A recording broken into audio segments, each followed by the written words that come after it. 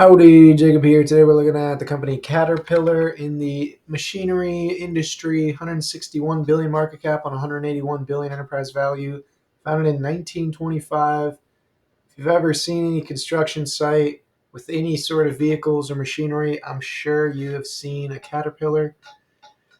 Growth, as they've been around as much as they have, as expected, really not heavily growth and looks somewhat cyclical. Very interesting. I wouldn't have expected it to be as cyclical as this, but I guess people hold off constructions when times are bad. So I guess it doesn't make, or I guess it does make a bit of sense to me. Return on invested capital, pretty large recently. That could be showing a moat. And I mean, again, like I said, if you look at construction sites, you definitely, or I'd be baffled if you didn't see a Caterpillar. So I think they do have an advantage in the pricing power status. And we've actually seen that on gross and operating margin up quite a bit from where they were 10 years ago. Balance sheet shows a bit of debt here, about 7 billion cash on hand, 13 billion short-term debt, 25 billion long-term debt. So they do not have the cash on hand to write off this short-term debt.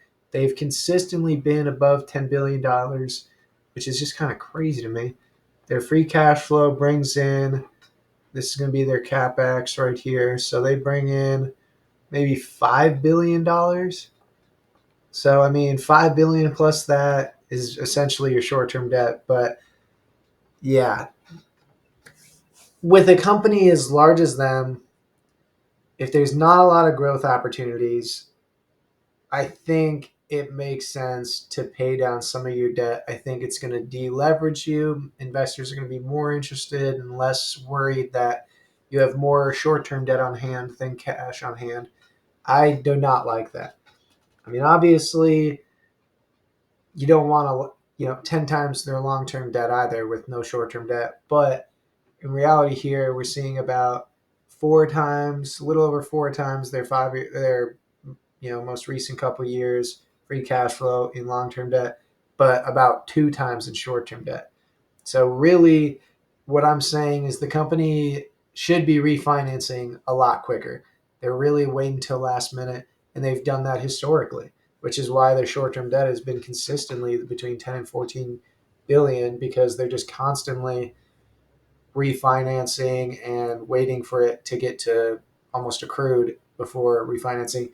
You want to refinance at optimal times, obviously, when debt was very low a couple of years ago, pre-interest rate hikes.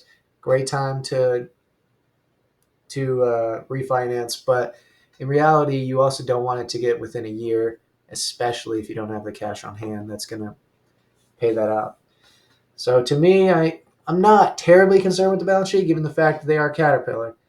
But if I didn't know this company, I would be a bit concerned with that balance sheet, especially because the last two, I mean, they're really not paying it off. Like they're just going into debt some more to buy back shares or pay a dividend. That seems silly to me. I'd want this company to be reinvesting. Absolutely. I think that's a very smart idea. The last couple of years, we've seen a lot of money going towards reinvestment. That's great. They got a great historical return on invested capital, so maybe that they can keep that going. Nothing wrong with that. The dividend paying out 2.6 billion in relation to $5 billion is 50% payout. I don't want them to increase that anymore. You're looking at 1.7%. I'm pretty sure that's right around the market average. I don't want to be increasing that anymore. So that ratio is going to go down as they make more revenue, make more free cash flow. But to get to some assumptions here, I think I probably wouldn't be surprised with a 5% growth rate. Just because their enterprise value is as high as it is, I'm going to put them as a market average price to earnings ratio. I do think I could see them higher, but that debt figure to me is a bit concerning. As for margins, I don't like that free cash flow is higher, but free cash flow is lower, but I'll survive. 1% is about 1.6 billion. 2% is 3.2 billion to offset. I don't really see stock-based compensation, so 3.2 billion. That seems a bit excessive. So let's do the 1.6 billion. Add that to your dividend. You're looking at about 4 billion. And again, that aggregate dividend is going to go down if you don't increase it. Um, and this is going to leave capital allocation to go towards debt reduction. We do want them to start focusing, not entirely, but I do think a little money going towards debt pay down seems like a reasonable uh, investment to me. So for me right now, 59% drop to get to the price we're looking for. With a lot of these bigger companies, it does make sense that they're as far off as they are because, again, everyone looks at these larger companies, and so it's going to be harder to get the deals that I'm looking for. But anyways, I hope you enjoy the video and have a great rest of your day. Thank you.